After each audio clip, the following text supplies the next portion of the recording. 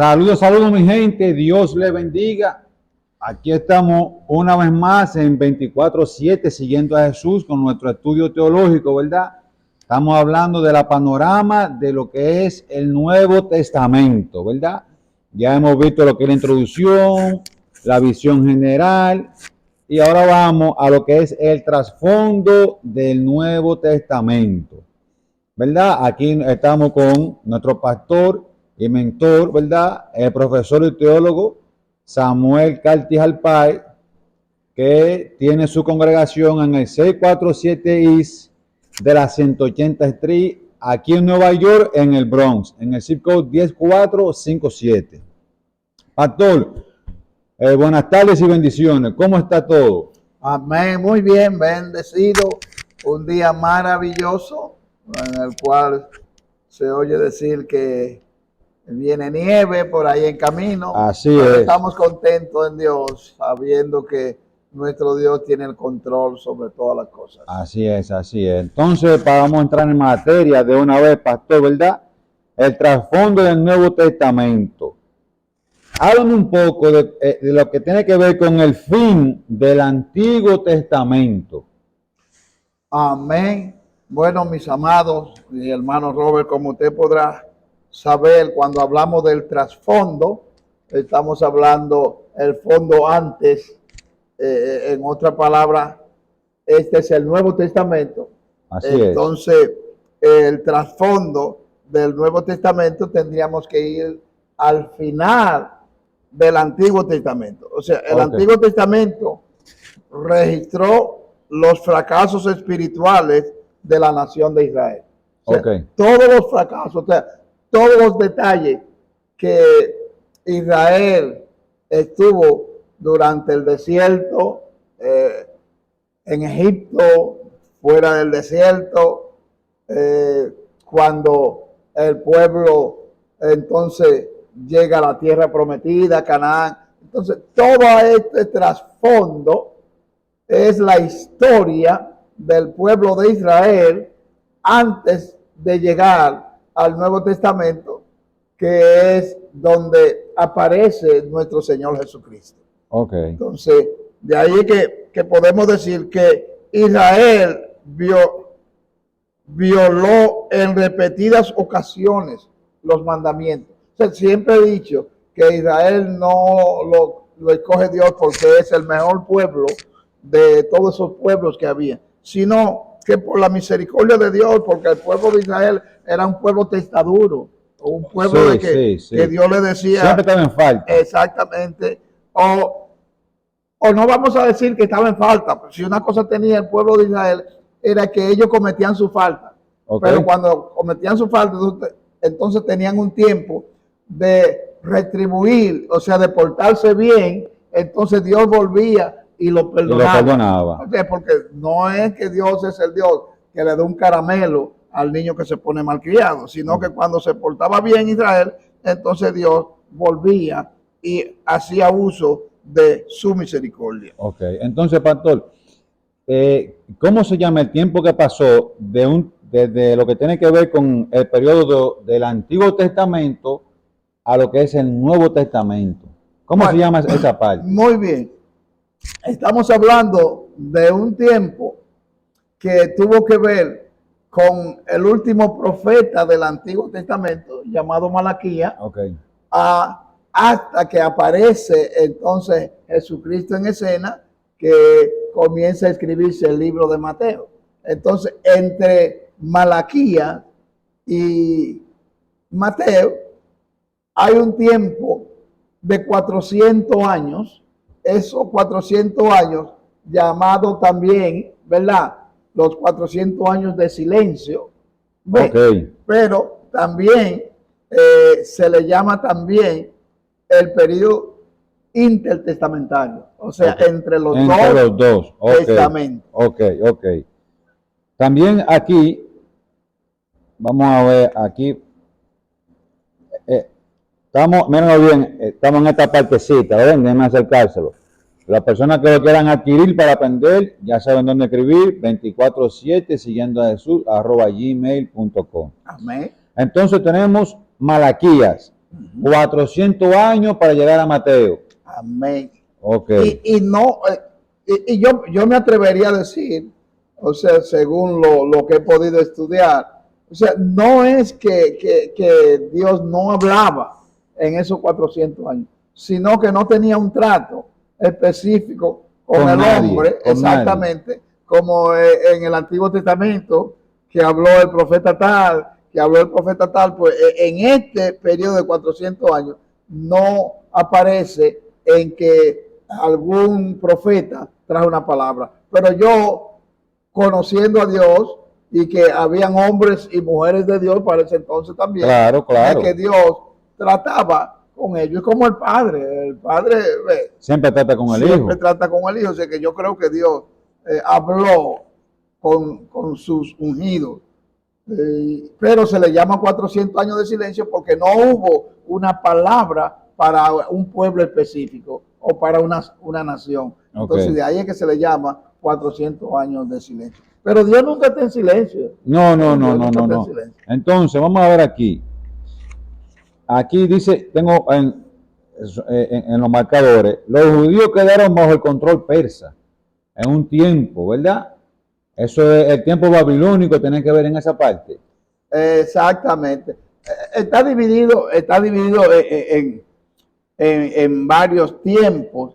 Tú recuerdas que en el 605, pues los babilonios con Nabucodonosor sitiaron a Israel y de ahí es donde se llevan a las personas, a los jóvenes más capacitados, más prominentes para ese entonces. Ahí es donde se llevan para ese entonces en el 606 antes de Cristo, se llevaron entonces a Daniel y a sus amigos Sadrach, Mesach y Abednego. O sea, para ese entonces, o sea, ya estaba dividido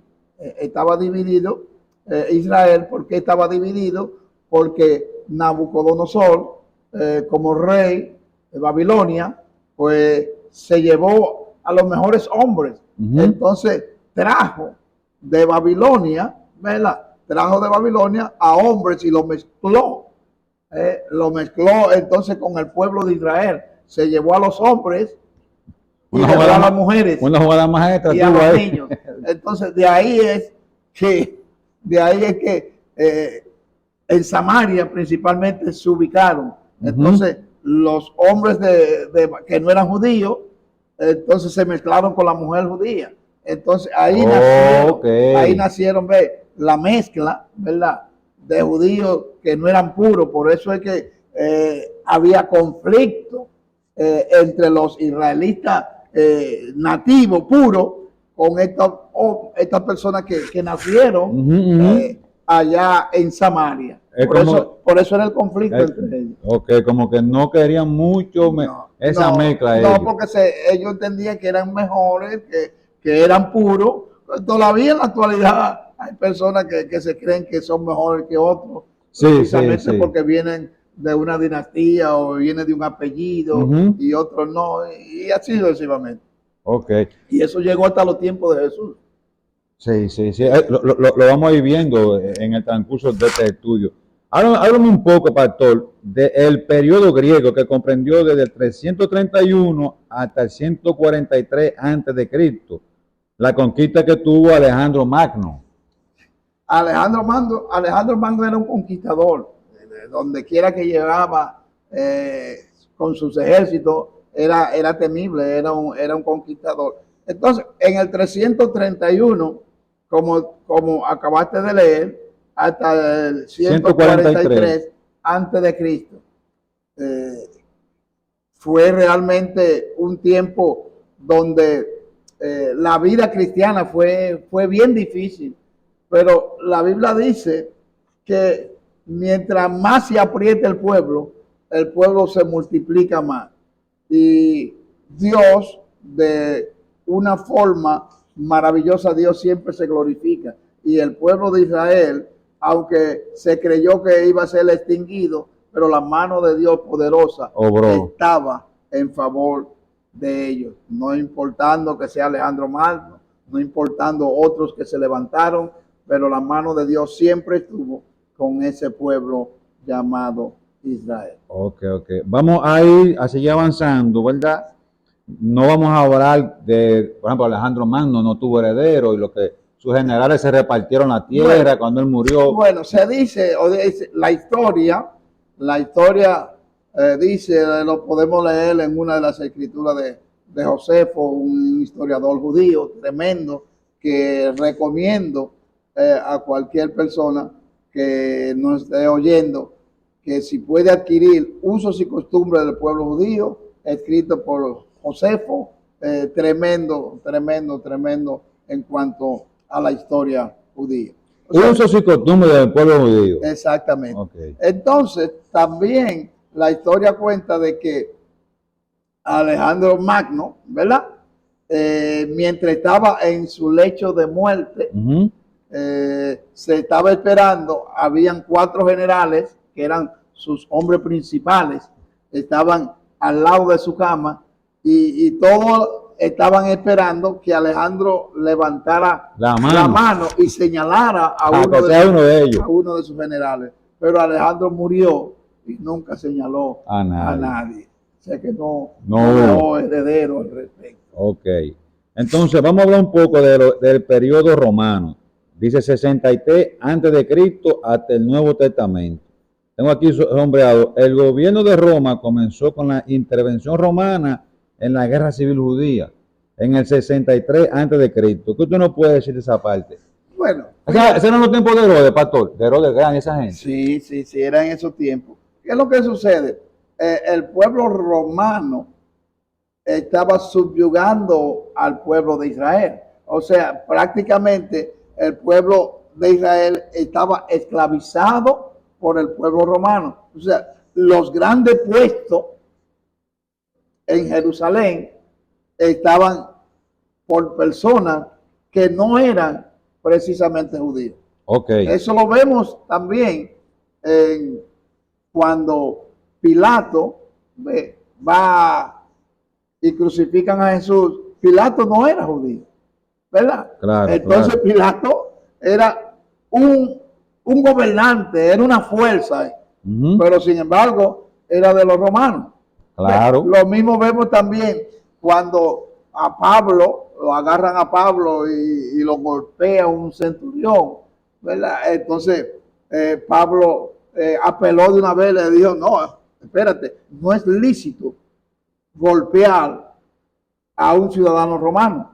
Y ahí el hombre se molestó y, bueno, según la historia, pues le va a dar un... ¿Y cómo va a ser? En mi palabra, ¿no?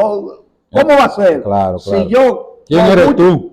No, entonces lo dijo, si yo con mucho esfuerzo he comprado esta nacionalidad, o sea, porque esto de comprar nacionalidad viene desde ahora, 2000 años atrás. Ya se peleaba por eso. Se peleaba. Entonces, él mismo dijo que su nacionalidad le costó mucho.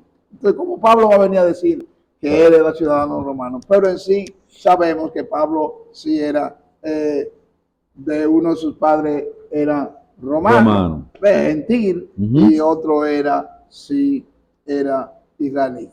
Ok, entonces tengo aquí también. Pablo tenía las dos nacionalidades. La dos nacionalidades. Sí. Jesús tenía las dos nacionalidades. También. Sí. Nosotros, eso es tremendo, Robert. Nosotros los cristianos también tenemos las dos nacionalidades. La dos nacionalidades. Exactamente. Tenemos la humana y claro, también la espiritual. Entonces Jesús tenía la de humana, claro, pero también él era Dios. Claro. Ahora Pablo tenía, ¿verdad?, la judía y también tenía la romana. Así es. Ok, entonces, tengo aquí en un punto, religión en Israel. Voy a leer rapidito para que usted me explique algo de los fariseos. Las religiones y filosofías existentes en el Imperio Romano afectaron a la iglesia al llevar el Evangelio de Jesucristo al imperio. Pero la vida de Cristo y los primeros años de la iglesia quedaron mucho más afectados por el ambiente religioso y político de Israel. ¿Verdad? Entonces ahí, si seguimos hablando, vemos la parte de los fariseos. El nombre fariseo, ¿de dónde viene? ¿De dónde viene exactamente? Exactamente. Háblame un poco de esa parte. Bueno, acuérdate que los fariseos eran una secta. Ok. Entonces, los fariseos realmente, ¿qué significa? los fariseos eran una secta separada. Ellos estaban separados precisamente para estudiar el conocimiento de la palabra. Ellos eran muy entendidos en la palabra. Ahora, pero no la practicaban. Espérate, déjame decirte, eran entendidos en la palabra, pero el mismo Jesús dijo, hagan todo lo que ellos dicen, porque lo que ellos decían era verdad. Ahora no hagan nada de lo que ellos hacen. Por eso nosotros los creyentes, una de las cosas cuando estaba estudiando teología, recuerdo en mi tercer año, tenía un profesor muy bueno, que siempre tengo que mencionarlo, partió con el Señor ya, y este profesor nos decía que el predicador tiene que predicar lo que vive. El ejemplo. O sea, usted no puede predicar el ejemplo. Y realmente su vida está muy lejos de lo que usted está predicando, así mismo es. Dice que los fariseos procedían principalmente de la clase media, aunque había algunos sacerdotes y levitas también entre sus filas. La mayoría de ellos eran comerciantes y artesanos, ¿verdad? Amén. Entonces, los escribas. Pablo también era un artesano, era comerciante, Pablo. Okay. Pablo, él era uno de los fabricadores de tiendas y esas cosas así. Ok. Los escribas, pastor. Tengo aquí sombreado los escribas. Los escribas también eran otra de las ramificaciones que en Israel. ¿Era una secta o una religión los escribas? Bueno, entre secta y religión no hay esa gran diferencia. ¿Entiendes? O sea, religión porque estaban en una religión, o sea, predominaba en lo que ellos creían. Y una secta porque eran un grupo separado, pues los escribas se dedicaban más a la escritura de la... Eran versados, eran lo que escribían, ¿verdad? Al igual que Esdras era un escriba, se encargaban de escribir la palabra y de que no tuviera ninguna falta, ningún error. Por eso los escribas siempre andaban, al junto a los fariseos, siempre andaban detrás de Jesús, buscando a ver que Jesús cometiera un error. Porque ellos conocían la palabra. Ellos conocían la palabra. Sí, ellos conocían la ley. Entonces, uno escribía y el otro eran los fariseos que era muy cuidadoso de la palabra. Muy cuidadoso de la palabra, o sea, celoso de la palabra. Celoso de la ley. O sea, eso mismo pasó con Pablo. O sea, Pablo cometió todo eso que cometió Pablo antes de ser Pablo, que era Saulo, cometió todos esos crímenes y ataques contra los cristianos precisamente porque era celoso de la ley. Claro. Ok, tengo aquí el Sanedrín. Dice que el Sanedrín se derivó del griego y recibió una forma hebrea. Significa literalmente sentado juntos. Háblame de esa parte del Sanedrín. Fíjate, el Sanedrín era otra agrupación. Oiga lo que significa sentado juntos. ¿Qué sucede? Que para los tiempos de Jesús, en ese tiempo, habían alrededor de 450 sinagogas en Israel. O sea que donde quiera que se llegaba, por eso que siempre que Pablo llegaba a una región, a un pueblo, lo primero que hacía era ir a la sinagoga, porque la sinagoga era donde se reunían a estudiar la palabra. Entonces, por eso, sentados juntos, estaban ahí dialogando y buscando que la palabra del Señor se llevara a cabo. Por eso que cuando Jesús a los 12 años se le pierde o se le extravía a su madre, María y José, ¿dónde tú crees que estaba? Precisamente con los sacerdotes, estaba con la gente que estudiaban la ley. Por eso ellos mismos se sorprendían. ¿Y quién es este niño? ¿Quién es tan joven? Y este no es el hijo de José y María. Exacto, con una sabiduría. ¿Y a qué escuela fue? Porque otra cosa, los niños judíos iban a una escuela para aprender. O sea, desde los 5 años ya estaban estudiando la palabra y a los 12 años entonces tenían que decidir por quién de sus maestros ellos iban a estar. Ok, mira qué interesante. Sí. ¿En la actualidad todavía sigue siendo así entre ellos? Bueno, es posible que yo quiero ir este año a Israel. Yo todavía no he ido a la tierra prometida, pero según tengo entendido, todavía los niños judíos se le enseña la palabra, se le enseña la Torá. Y no sé si tú te has fijado, nosotros los que vivimos en edificios de judíos, al entrar de cada puerta, ellos tienen ahí los 10 mandamientos, ahí en una cosita a la entrada de la puerta. Sí, siempre una cosita como te decía ahí. Exactamente, por eso es que la palabra dice que se iba a escribir en el interior de la puerta, en la frente, y ellos todavía mantienen eso. Sí. Si te das cuenta, el judío es tan así que ellos tienen su propia universidad. O sea, tú vas a Brooklyn, ellos no están ligados con los demás. Tienen su propia universidad, su propio colegio, su propio supermercado. O sea que ellos no andan comiendo cosas contaminadas, sino su pan así sin levadura. Entonces, o sea, ellos mantienen su tradición. Ok. Pero tengo aquí que dice que fue el gran Sanedrín el que entró en conflicto con el Señor Jesús. Eso lo podemos ver en Juan capítulo 9. Sus miembros intentaron arrestarle en varias ocasiones, que eso es la parte bíblica que está ahí. Entonces aquí tenemos... Acuérdate que el Sanedrín no era cristiano. O sea, así es. Pablo iba a donde habían sinagogas.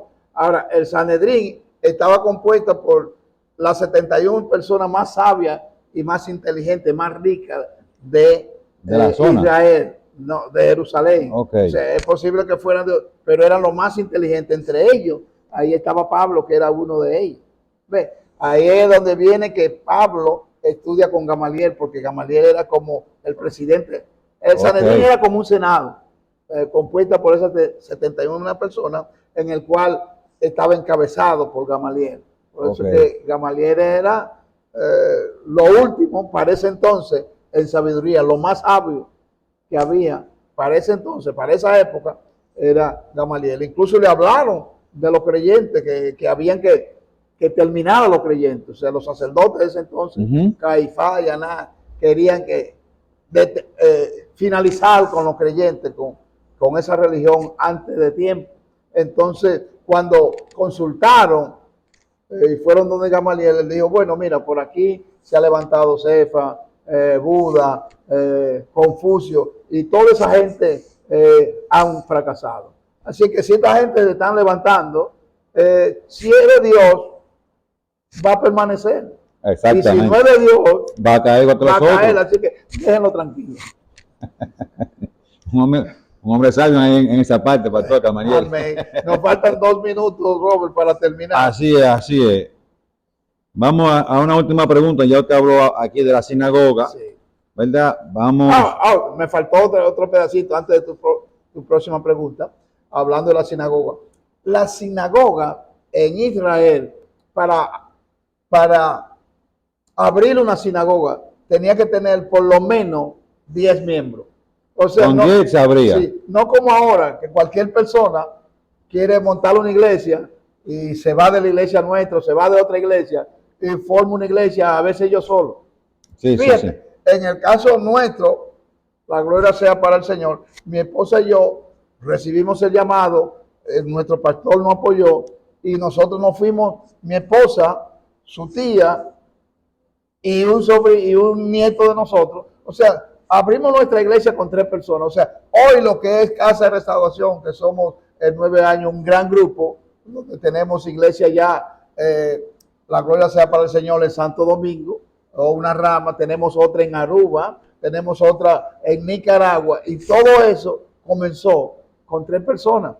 Pero en los tiempos de Jesús, para abrir una sinagoga, había que tener por lo menos 10 personas. O sea, con 10 personas se abrió una sinagoga. Y en esos tiempos los servicios eran separados, las mujeres de un lado y los hombres del otro. Bueno, yo no viví en ese tiempo, por lo menos yo tengo 40 y tantos años en el Evangelio. Y yo no, cuando digo en ese tiempo, en los tiempos de... No, pero te voy a contestar tu pregunta. Hacen alrededor de 40 y tantos años que yo me convertí, y cuando yo me convertí, recuerdo en el 74, por ahí, pues todavía en nuestra iglesia, del lado derecho estaban los caballeros y del lado izquierdo estaba la dama. O sea, esto es en estos días. Sí, eso no quiere Eso en estos decir días. que hace mucho tiempo. Claro, claro. No. Ok, entonces vamos, ya terminamos con esa última pregunta, ¿verdad? Porque aquí tenemos el año sagrado judío, el templo de Herodes, ¿verdad? Eso ya las personas que adquieran el libro pueden ver. Exacto, ya esta parte, ¿verdad? Puedan ver, porque si se dan cuenta, ya que mencionaste el año sagrado judío, si te das cuenta, el calendario judío no es igual que el calendario que nosotros tenemos, el gregoriano. O sea, en el calendario judío va en el 5000 y pico. Nosotros estamos en el 2000. 2022, yo vamos por el 5000 y algo. Sí. Ok, entonces mi gente, vamos a dejar hasta aquí. Ya para la próxima entrevista o clase, como usted lo quiera ver, vamos a entrar a la segunda parte de lo que es la panorama del Nuevo Testamento, y esto tiene que ver con los evangelios, la institución del nuevo pacto. Entonces vamos al capítulo 4, la perspectiva acerca de los evangelios. O sea, ¿verdad? Que todavía no entramos en sí a los evangelios. Ahora que vamos a comenzar a hablar de la perspectiva. La perspectiva, y después entonces entramos. Exactamente. Cómo llegó. Fíjate, pero antes de tú terminar, Robert, yo quiero felicitar a los hermanos y amigos que nos siguen a través de esta tu plataforma. Claro, 24/7 siguiendo a Jesús. Siguiendo a Jesús. Porque esta clase que estamos dando acá, así de sencillo, así de jueguito, no en todos los lugares se va a encontrar ese conocimiento. Porque en las iglesias no se habla de esas cosas. Tiene que tener el estudio teológico para tener ese conocimiento. ¿Por qué? Porque en la iglesia, cuando se viene un domingo, lo que se viene a traer un mensaje evangelístico. Así que yo felicito a todas estas personas que están en tu plataforma. Al igual, quiero invitar a estas personas. Acabamos de grabar también el servicio o el estudio nuestro de enseñanza, que estuvimos hablando del don de discernimiento. Así Pero es. Eso fue para Casa de Restauración. Así es. Nuestra iglesia, Casa de Restauración. Así que bendiciones. Nos puede seguir también por allí. Como también nos puede seguir acá en 24. Así es. Entonces, mi gente, nos vemos la próxima semana, ¿verdad? Con otro estudio más, ya con lo que tiene que ver con los evangelios, la perspectiva de los evangelios. Entonces, que Dios te bendiga y será hasta la próxima. Si quieres adquirir el material, nos escribe 24/7 siguiendo a Jesús, o nos escribe por Messenger, ¿verdad? De Facebook, aquí mismo en nuestro canal de 24/7 siguiendo a Jesús. Bendiciones y será hasta la próxima. Bye, bye. Shalom. Shalom.